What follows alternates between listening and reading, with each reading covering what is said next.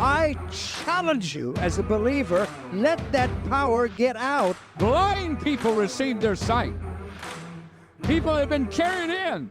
We're healed. Nobody touched them. Nobody laid a hand on them. We just praised the Lord and spoke the word of faith, and God began to heal the people. Here's a fish. Yeah, let's go! Oh my gosh, he's a pig. You landed inside. He kept me from this guy. Look how massive this is. The Casting Faith Podcast. Fish on. Well, we're hot now, so I guess cool. it's kind of started. Nice. Life has begun. Life has begun. All right, before we get into this, I have a funny story. And this is like an actual news story that's happened like this past week, okay? So, This is the first time I've heard this. awesome. Okay, get this. 43 monkeys from a research facility broke out in South Carolina. And not just did they escape, but this facility is called Alpha Genesis. Isn't that weird? Yeah. Alpha Genesis. So it's Alpha Genesis Research Facility, and 43 monkeys escaped, and they're out there just living their best life in South Carolina. They can't find them. They can't get them. They don't know where they're at. Can you imagine like living in South Carolina right now, and you're just sitting in your house, and you're 43 coffee. monkeys. Yeah, Come on. 43 monkeys are just like chilling in your backyard. You let your dog out. He comes back with a monkey on his back. You're just, sipping on your coffee and looking out the window, and you just see them sprinting across your yard. What do you even do? I was picturing that. I thought it was really funny. I don't know what I would do. Would you try to shoot it? Would you try to catch it? Would you? No, I would not shoot it. So Just that's number one. Not shooting a monkey. Here's the crazy thing. That this is the craziest thing too. It's not the first time that this has happened to this lab. It's not the first time. This facility has a history of monkeys escaping from their lag. You think that, like how many times does it have to happen before, something changes with the facility procedures? No, these monkeys are like masterminds. They just like planned the jailbreak. That's pretty crazy. It's pretty awful. Like I can't imagine these little guys running around the neighborhood. People are probably thinking they're cute at first, and then you got people like me, like, do I shoot it? Do I eat it? Can I eat it? What's the bag limit on monkeys?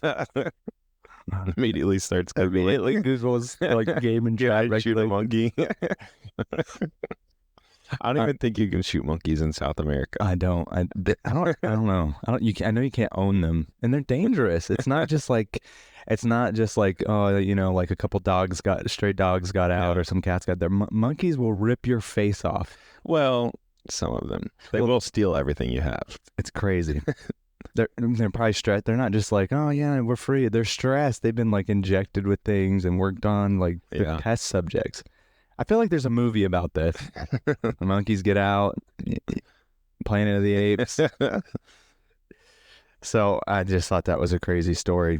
The whole thing got me thinking though, is like, put your mindset in the mind of that monkey, and how their whole life they're trapped into a situation that they can't get out of. They're trapped.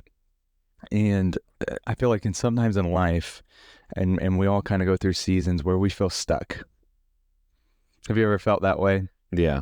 You just feel stuck, and we trap ourselves when we feel these times where we're trying our best and things are just not going our way. We kind of put ourselves in a lab where we're stuck.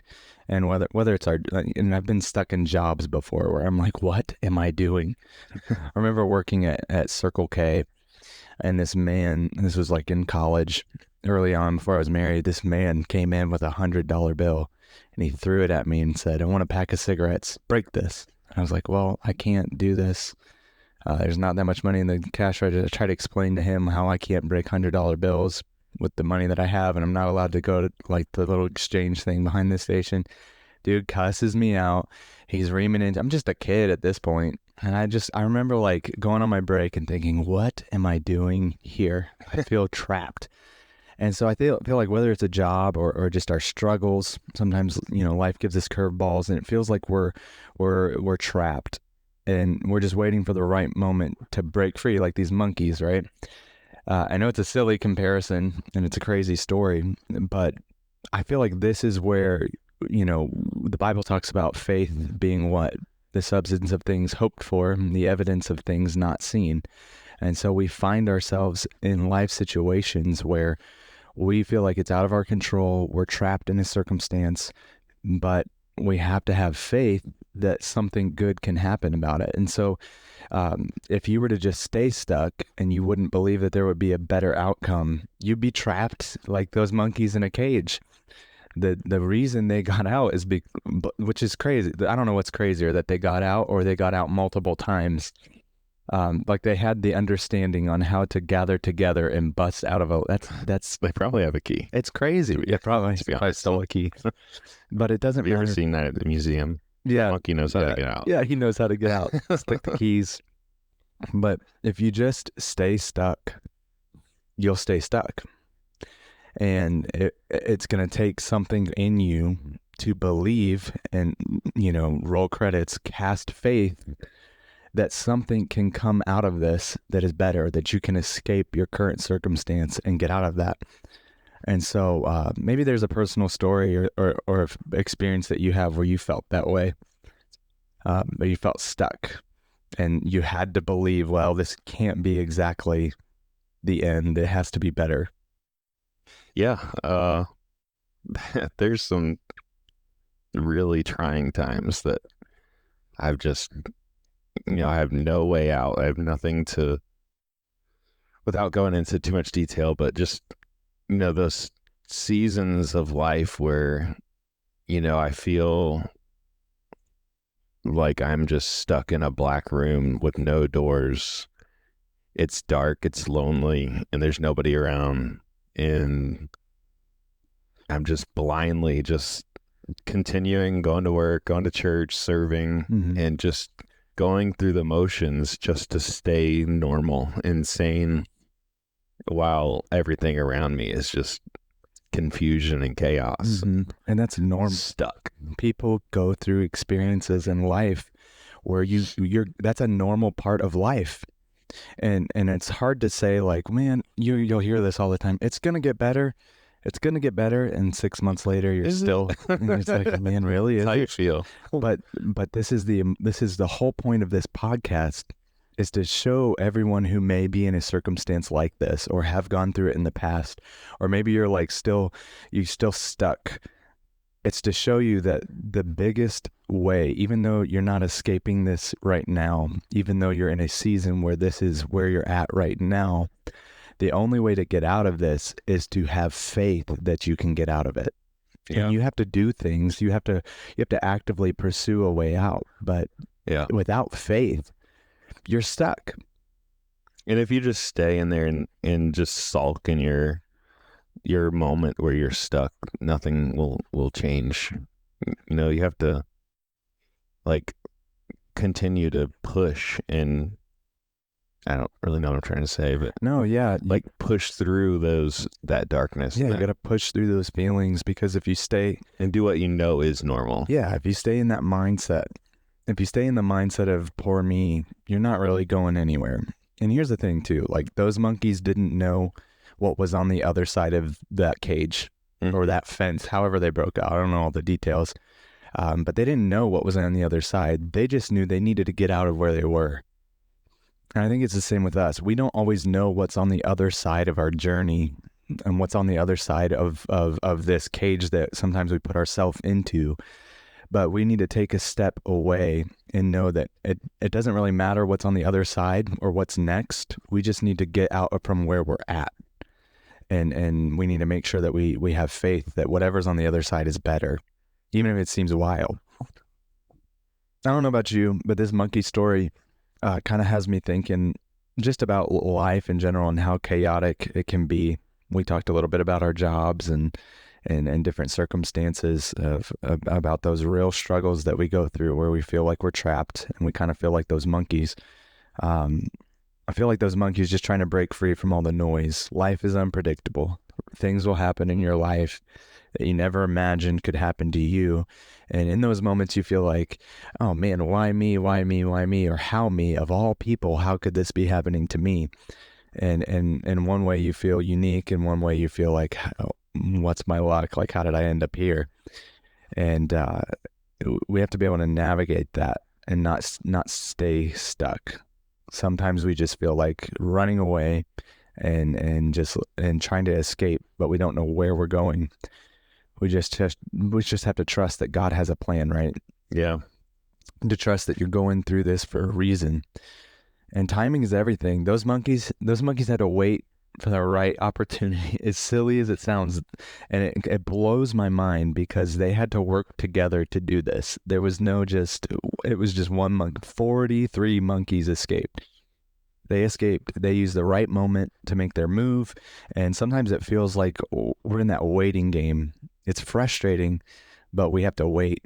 We got to trust that God knows the perfect timing for us, for things to happen in our lives. Hebrews 11:1 says, faith is the substance of things hoped for and the evidence of things not seen.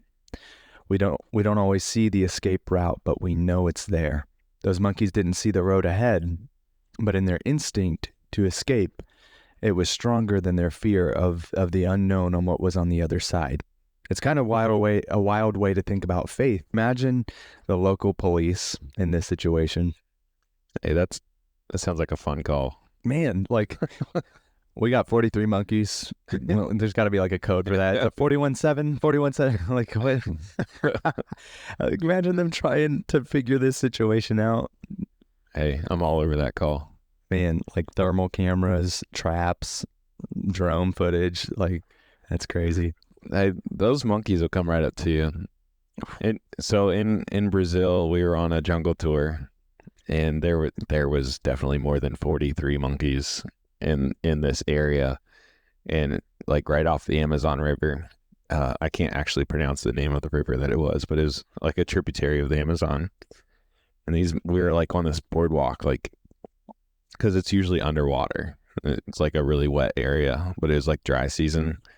And there was probably like 100 monkeys that were just walking on the handrails, like, and climbing all over the trees and jumping across, like, yeah, dude, they scare me. Those things will come right up to you. That's scary. That's terrifying. You just described my nightmare. Everybody's like, hold on to your stuff. Hold on to your stuff. Hold on to your face. They'll rip your face out. Dude, monkeys are vicious. They're cute. No. See, there's got to be a documentary on this. Like, there's this time. Yeah, man. There's so many stories of people who are just like destroyed by their pet monkey, and I'm not a fan. They terrify me. Hey, have you ever seen a pet monkey at like Home Depot on somebody's shoulder? Yeah, and my instinct is go away from this person. I looked into it. No, dude, monkey. I'm out. Podcast over. No, don't get a monkey. Hey, they're really cool. No, the moose is cool. This dog is amazing. You might hear some jingling in the background. That's Moose, and he is better than any monkey that you could get. They're all cool until like the only thing I'm out on is changing diapers. See, listen, I'm not changing a monkey's diaper. We're both through that season of life where we're just not changing any diapers, hopefully. But man, they're not safe. That's terrifying. Terrifying. I can't imagine hundreds of monkeys in the Amazon. But it sounds like those monkeys were tame.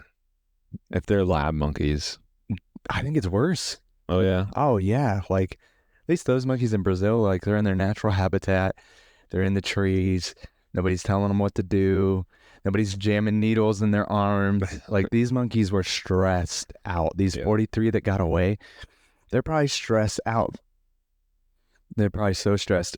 Either way, like, I don't trust a monkey. I'm just gonna say it. I don't trust monkeys. I want to go shopping with a monkey.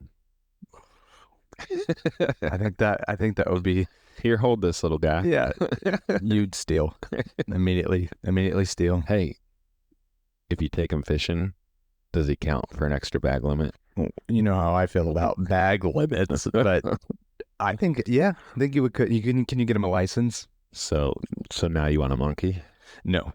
But No. that's two more You know what? steelhead. You pull in the steelhead, and he'd immediately rip its face off and start eating it. I don't think monkeys are that violent. Bro, you need to look it up. Let's see how violent. In fact, let me look it up. There's no way. Dude, I've heard so many stories. Monkeys even eat meat? Yes. No. Really? They just... No. Bro. Monkeys are vicious, dude. Like, man, they're territorial. They're aggressive.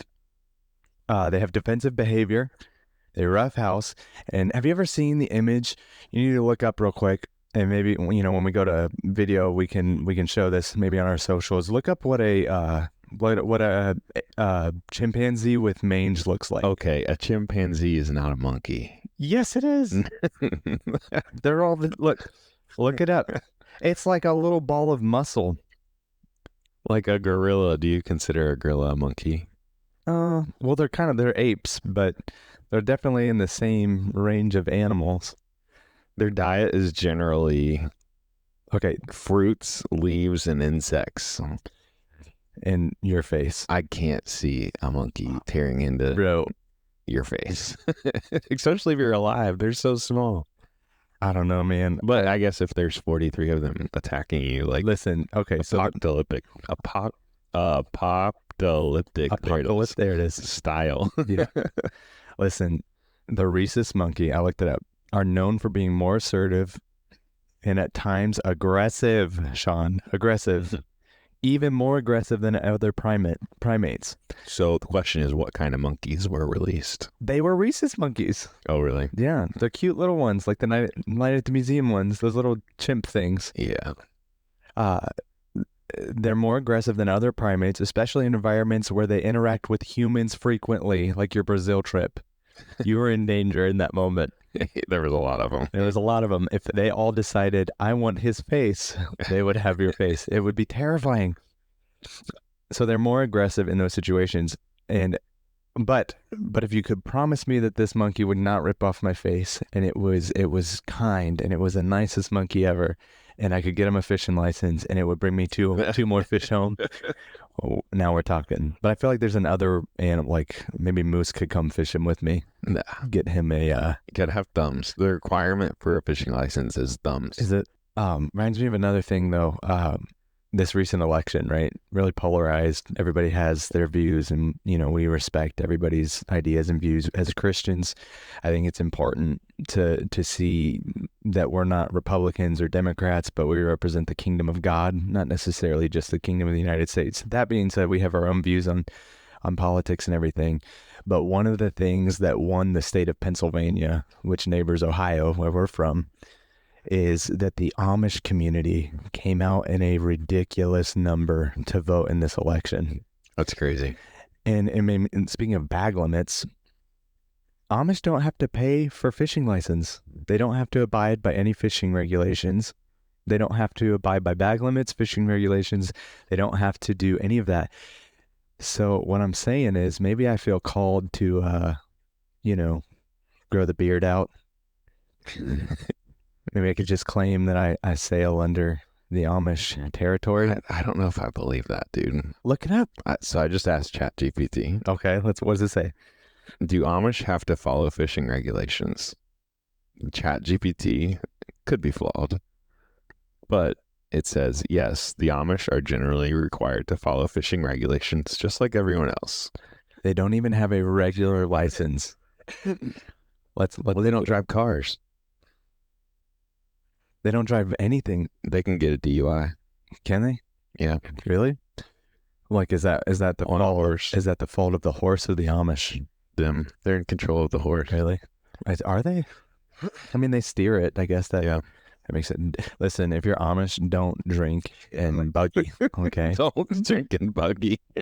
Don't typewrite. My high school psychology teacher, he was cool. His name was Mr. Lebicki.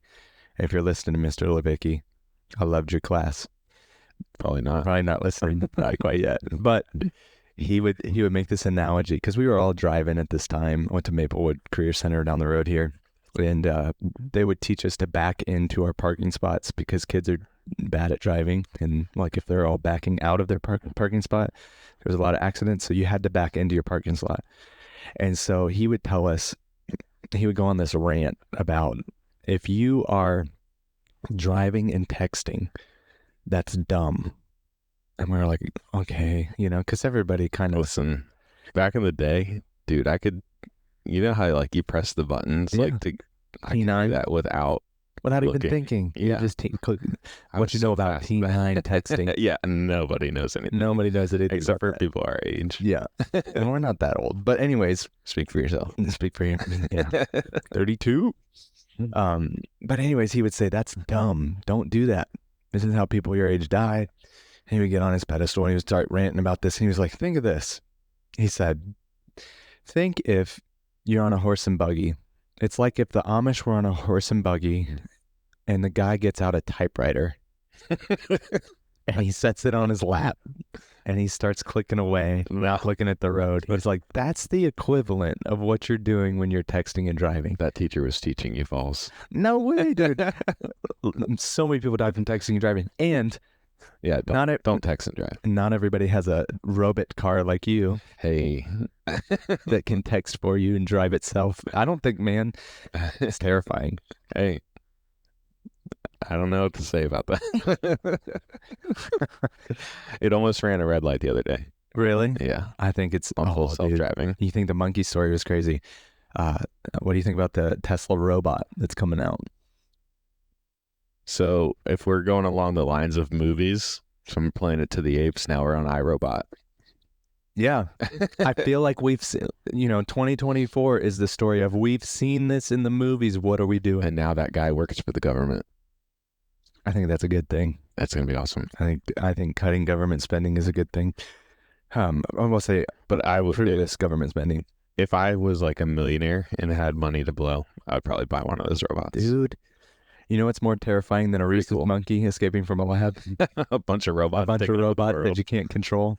Well, we have AI here on our podcast. Yeah, that's helpful, but I don't trust it always. To be honest, I don't trust it. But now you could take your robot fishing, and would he count as extra fish in the bag No. limit? Why not? Not a chance. He's got thumbs. No he can heartbeat. cast. I could make a stronger case for the robot. The monkey can eat the fish.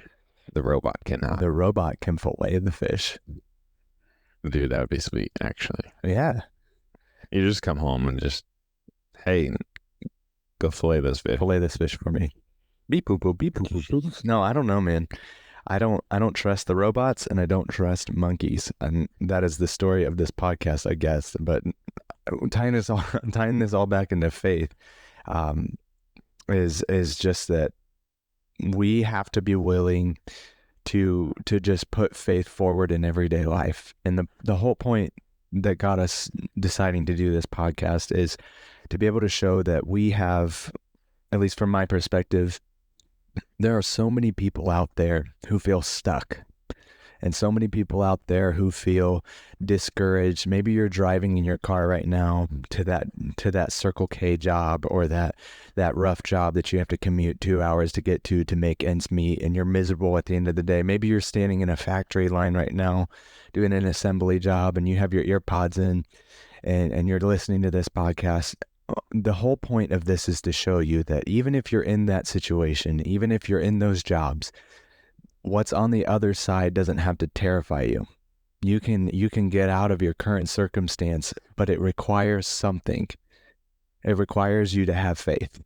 Yeah. And you can be faith-filled and in those positions. You don't have to be a licensed preacher. You don't have to be a outfitter, a fishing outfitter to enjoy your job, but you can have a meaningful life right where you're at if you cast faith in your current circumstance. And if it's a dark place and it's like you're trapped and you know this is not what you want to do, get out of it.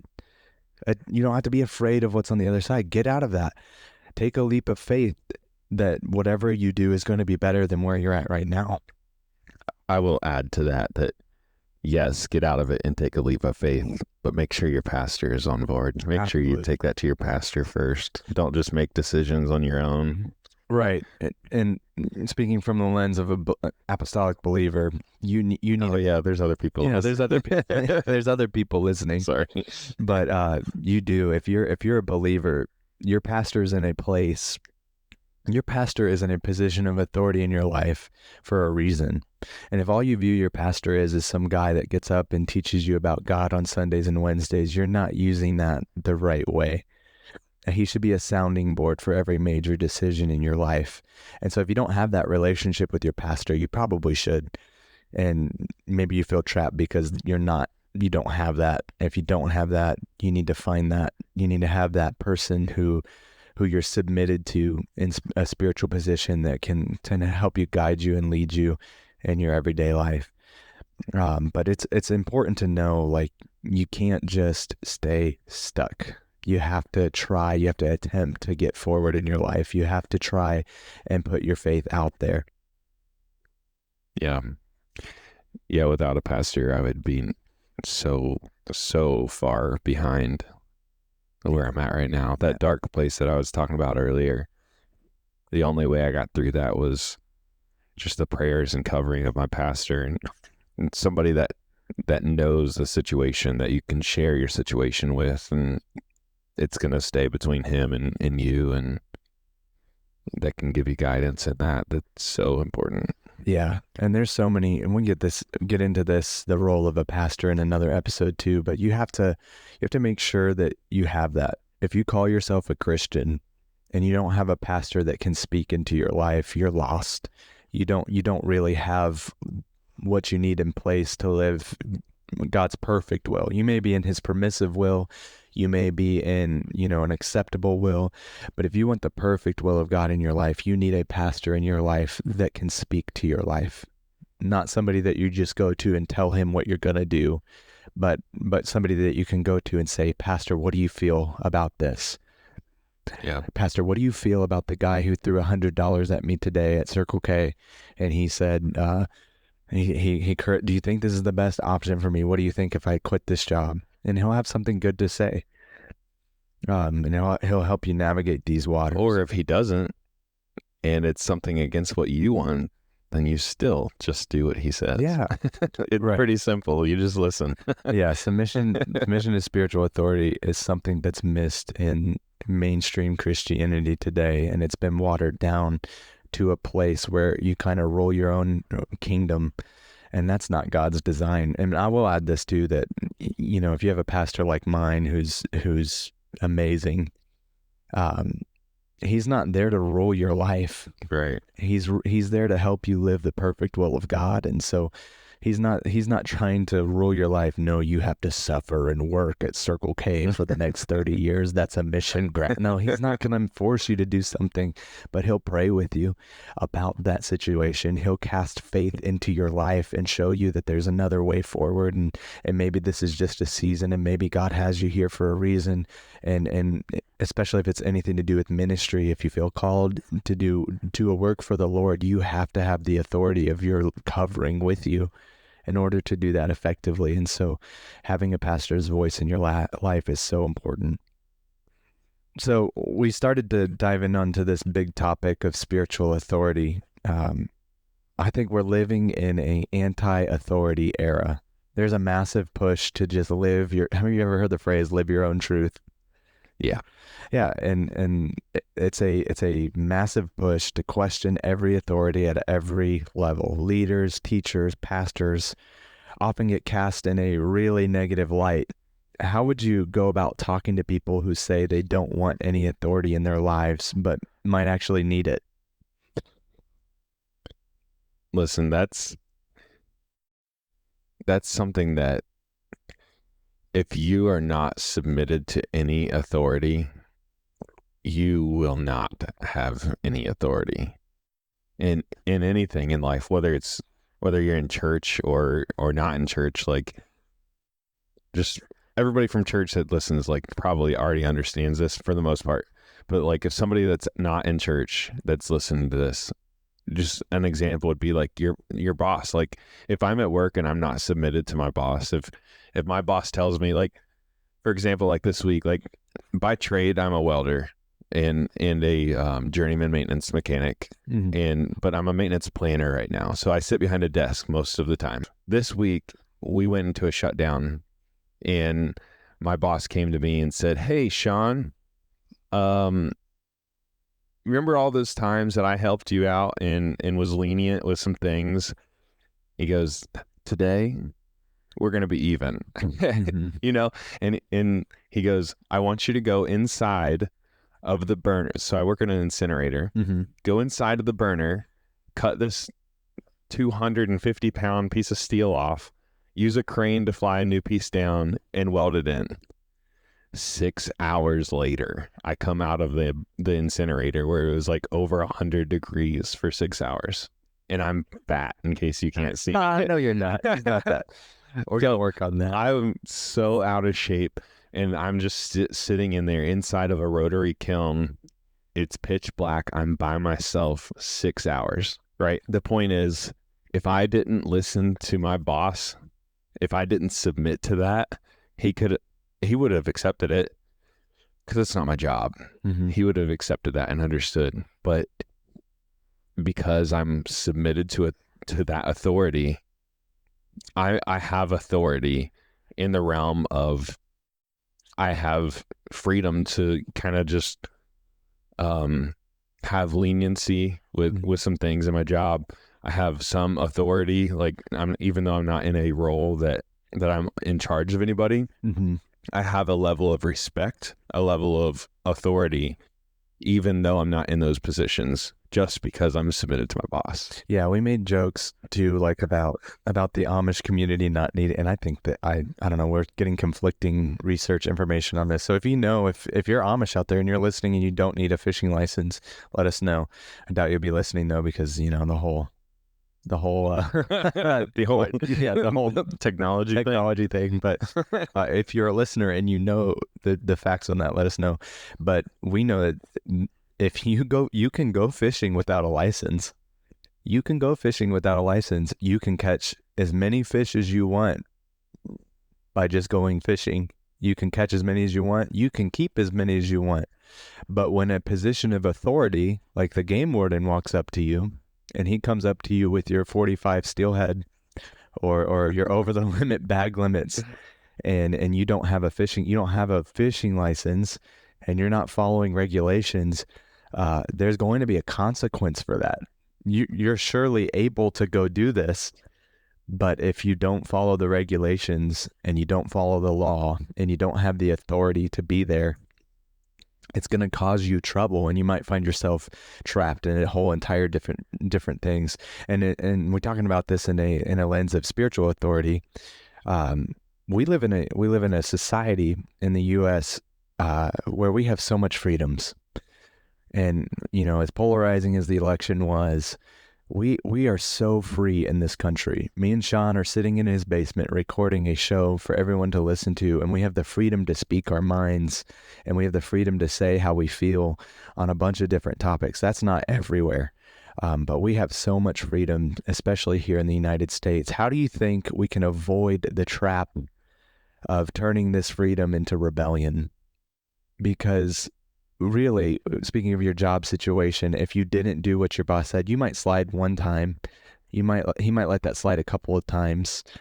But if you continue to not respect his authority and his role as your boss, and you continue to shuck responsibilities because you're living your own way and you don't have to listen to anybody, you're going to find yourself without a job pretty quickly. And if you continue to break fishing regulations, the warden may let you go one time. The game guy might let you slide on a bag limit here or there. But if he catches you more than once, there's going to be a hefty consequence. Oh yeah. There's going to be a hefty consequence. It's just a fact of life. You have to follow authority. And there's times, obviously, in history where, bad people get into power, and that's an entire different topic. But let's just talk about everyday life. We're not really in that situation right now. The Bible is seems to be very clear on this mindset. It tells us to submit to the Lord and to submit to his leaders, the people that he puts into power. First Peter chapter 2, verses 13 and 17 speaks on this. If you have a Bible and you want to look into it. Have you seen examples, Sean, in real life where people's lives changed because they fully embraced authority of godly leaders in their life? Oh, yeah. And maybe that's even you, Yeah. So, if we need to cut this, we can. But like the biggest example, like recently that I've seen of somebody, and we'll probably have him on the podcast soon, is Brother Fred. Mm-hmm. Brother Fred will probably tell the story where he came to our church and he was preaching out, with his organization that he was with, and still going to our church. And then our pastor told him to stop, and he listened. And Brother Fred was preaching out all the time. And so when pastor had asked him to stop preaching out, clear your schedule, he listened, he obeyed. And now, like a year or two later, no, it's probably been longer, it was 2019, we came to our church at the same time. But now he's a licensed minister with the UPC, preaching out with the organization under the leadership and authority of our pastor. And it, like, such a testimony from that. I'm sure Fred will tell that, but if we need to cut that, we can cut that. Yeah, no, and he'll tell you, because he's a good friend of ours. He'll tell you, like, he didn't understand that at the time, because that's a weird request if you feel called to preach, to be told don't preach. But it's important to understand that pastors hear from God. If you have a good pastor, and we're going to assume you do if you're a believer, if you have a pastor who hears from the Lord, listen to him, and it'll work out. It may not make sense right away, but it'll work out in your favor. I feel like there's this trend in society, especially in the faith culture, where it's just, this is where you go Sunday to hear a word. And this is just where your family goes for Sunday school, and you get your coffee and your donuts on Sunday morning, and then you're out and you do your thing the way you want to do it. You do life the way you want to do it. But that's rebellion. Yeah. If you really study out the scripture, living your own truth, although it sounds appealing to the flesh, and though it sounds appealing to people who have ambition and motives to do great things, it's a dangerous place to be. It's really close to rebellion.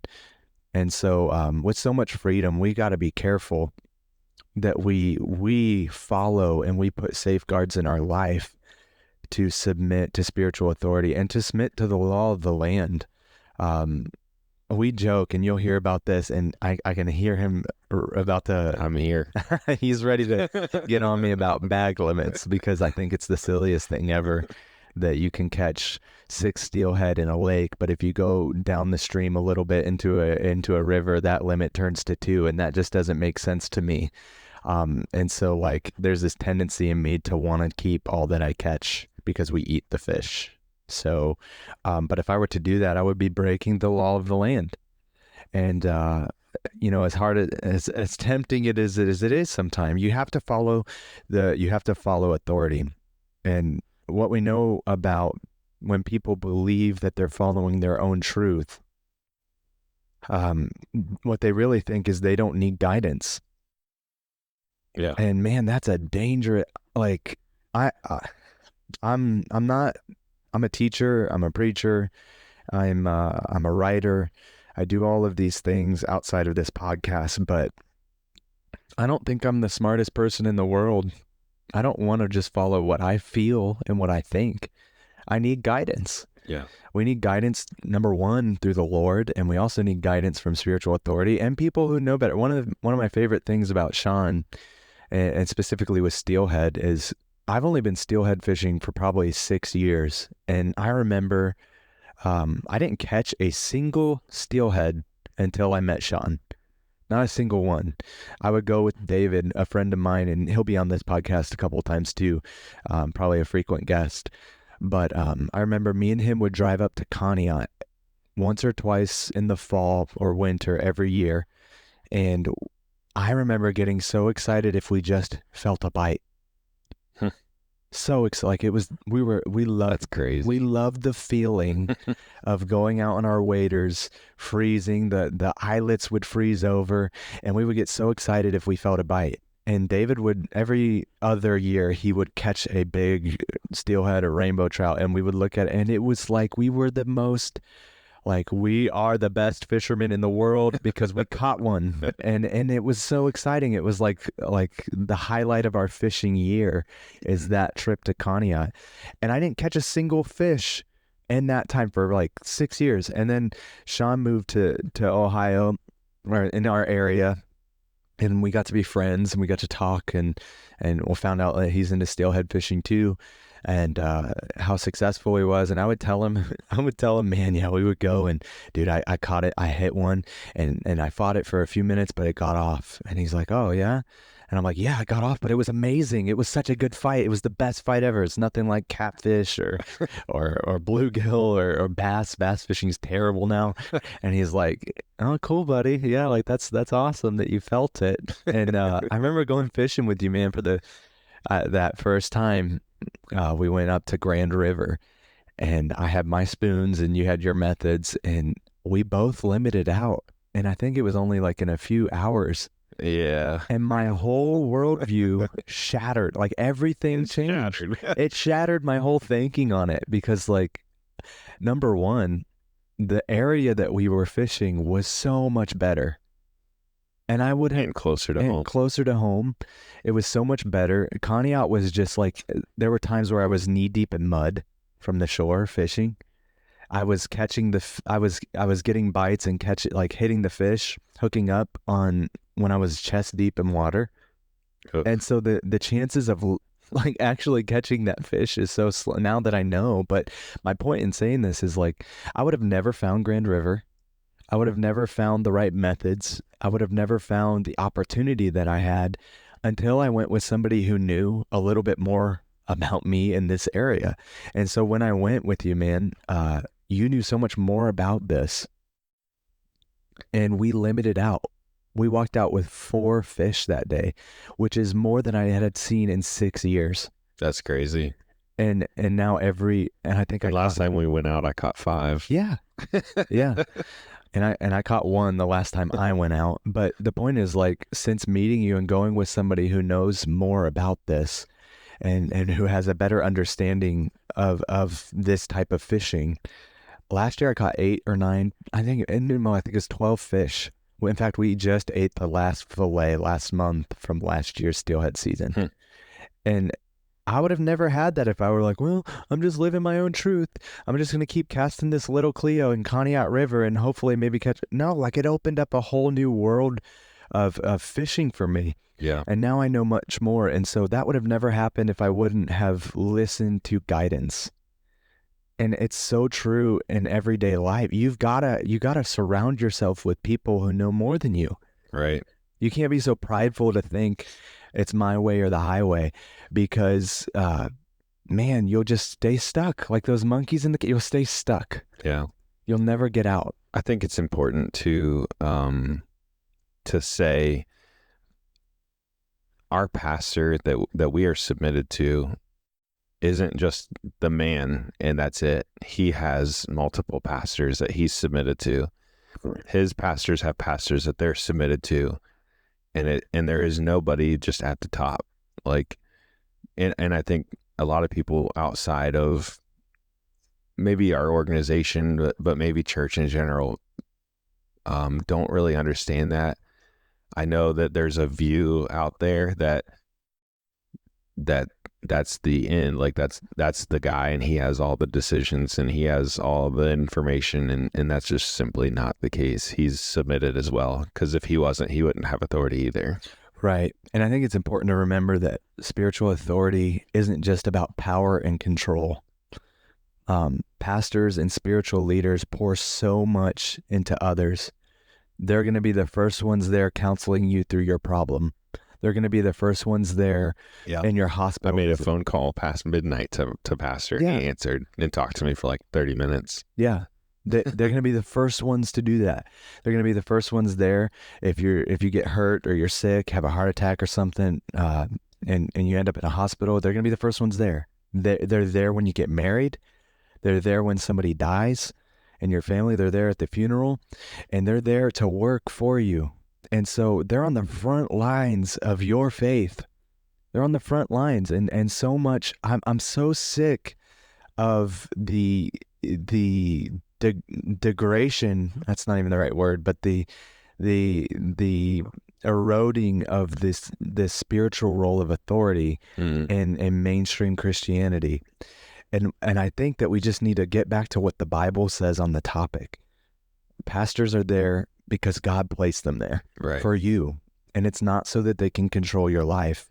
And I just want to encourage you today, if you found yourself teetering on this line of, fishing without a license, so to speak, find yourself a pastor that you can submit to.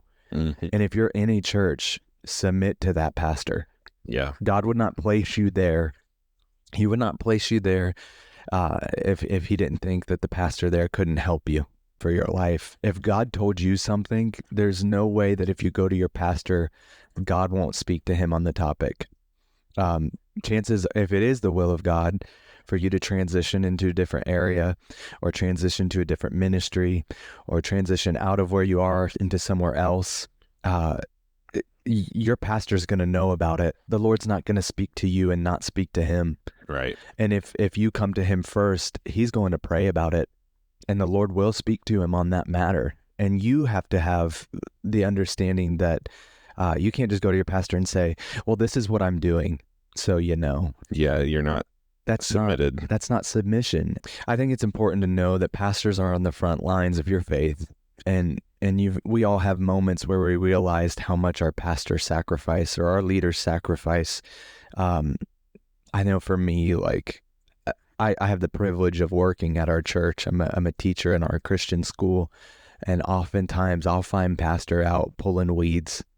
I'll find pastor out fixing siding. I'll find pastor out working on the building.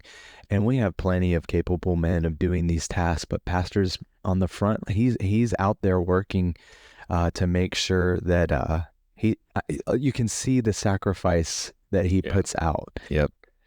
And there, like you said, you can call him at midnight and he's going to answer. Mm-hmm. If your family's going through it, he's going to answer. And he sacrificed so much time. And so I think it's an important thing to remember. They're not just there to control your life, but they're also involved in much more than just speaking in a microphone on a Sunday. There's so much sacrifice that goes unseen. And I think it's important that we encourage our spiritual leaders. Encourage your pastor. Not just with a, hey, pastor, you did a good job with this message that really spoke to me, but encourage them in practical ways. I think that one of the ways to be an encouragement is to be faithful and to involve him in those decision areas of your life. You have to be willing to just say, hey, pastor, this is what I'm feeling, but I want to know what you think.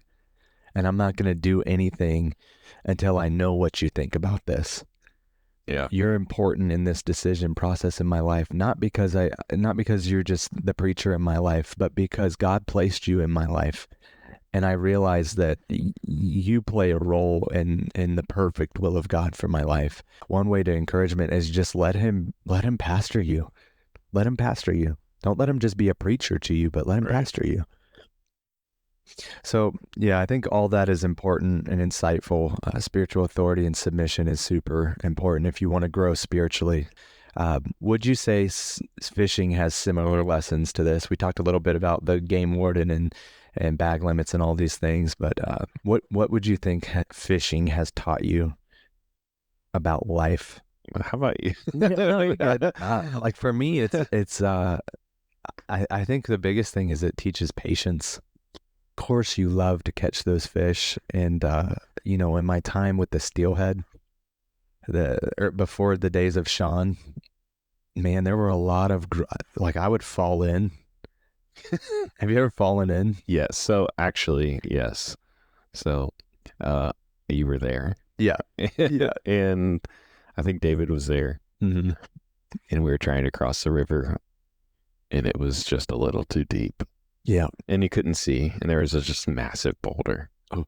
And I just caught it and couldn't get my leg back. As soon as I went down, it just started sweeping me downriver. So I just decided, I was trying to like straighten, like to stand up. Mm-hmm.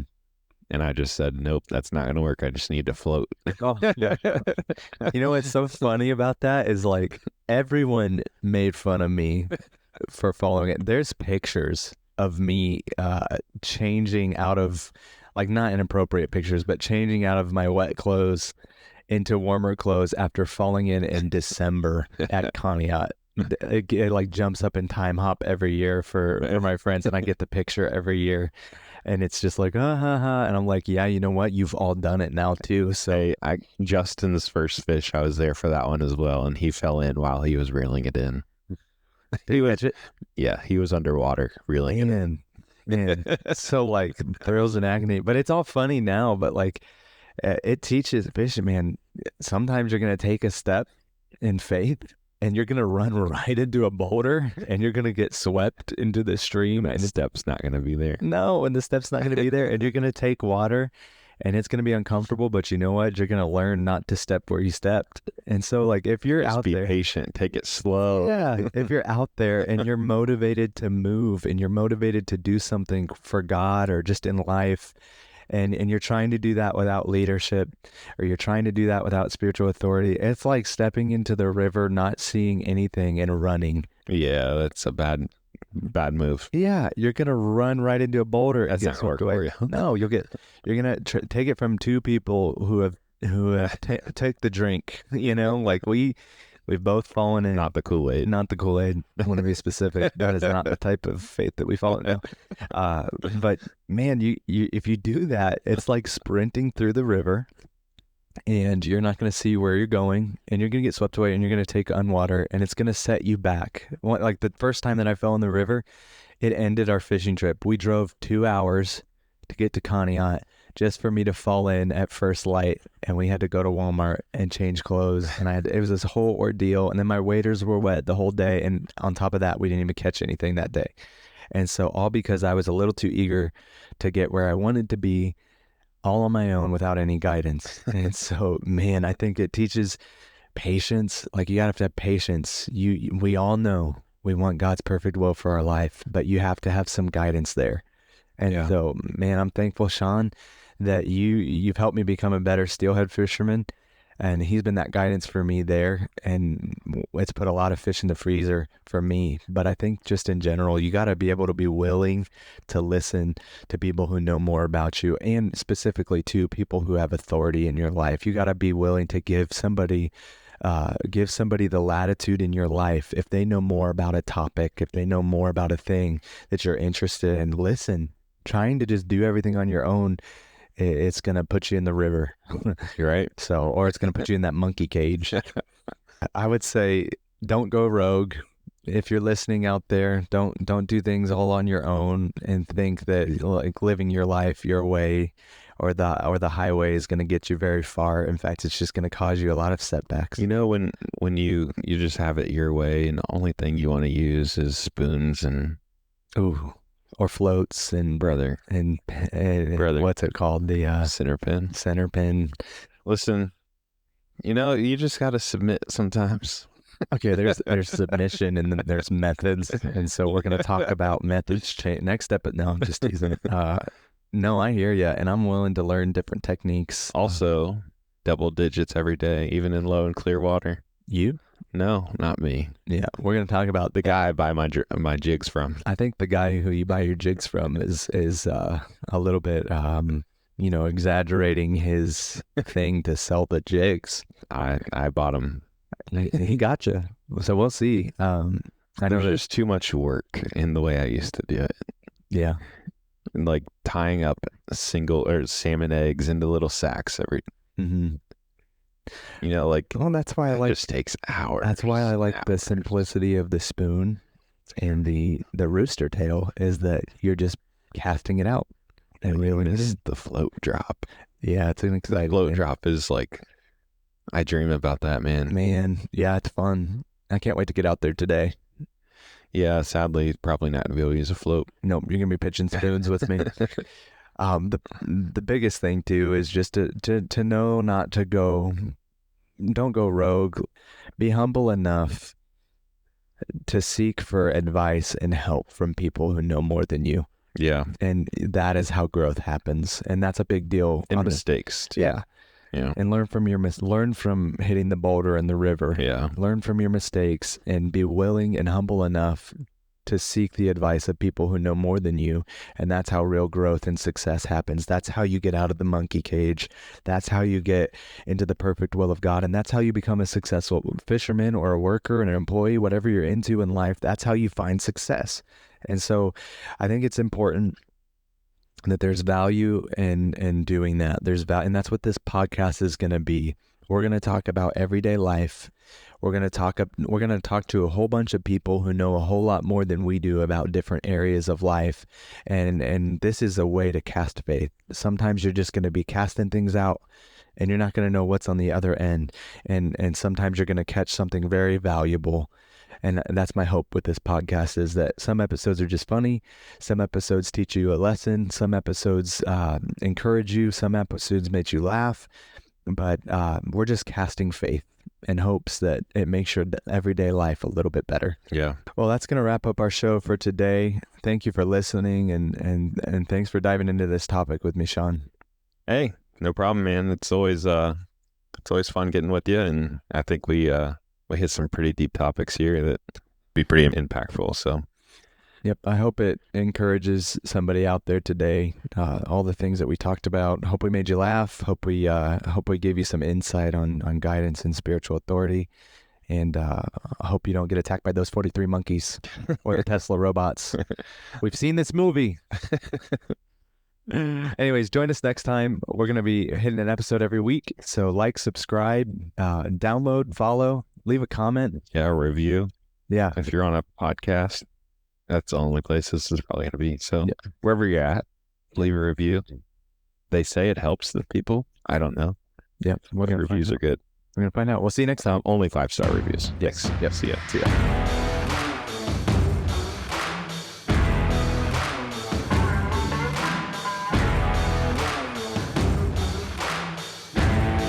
Like, comment, and subscribe.